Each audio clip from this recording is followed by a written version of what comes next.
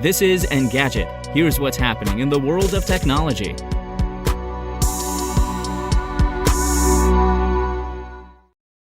It's Monday, April 5th.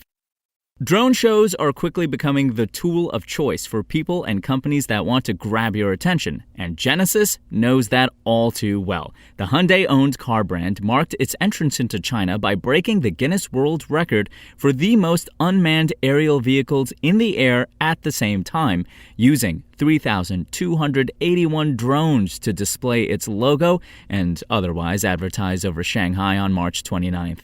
It's a significant improvement over the previous record holder, Shenzhen Damoda Intelligent Control Technology. The company flew just 3,051 drones in September 2020. That in turn smashed a record set by a 2,200 drone performance in Russia just days earlier.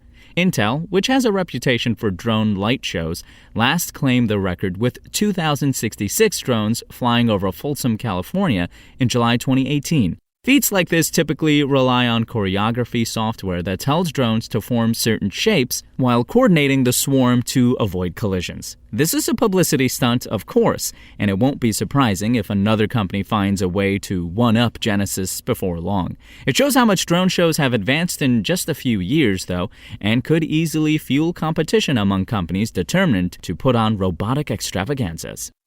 In science news, scientists and investigators might not need to scoop up DNA from surfaces in the future. According to Science Focus, researchers at the Queen Mary University of London have shown that you can collect environmental DNA, eDNA, from the air. The team used a peristaltic pump combined with pressure filters to grab samples of naked mole rat DNA for 5 to 20 minutes and then used standard kits to find and sequence genes in the resulting samples.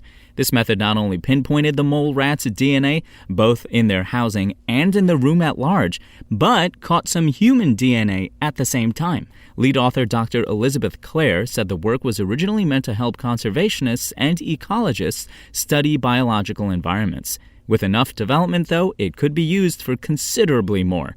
Forensics units could pluck DNA from the air to determine if a suspect had been present at the scene of a crime. It might also be useful in medicine.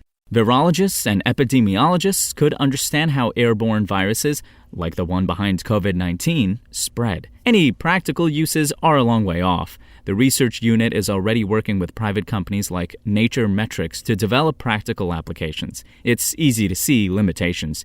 You want to use this in areas where you know what DNA to expect, so it might not work well in crowded rooms or in outdoor spaces. However, merely having this option could be very useful in situations where surfaces don't provide clear answers. If you want to catch the latest tech news as it's happening, check out Engadget.com or tune in again every weekday.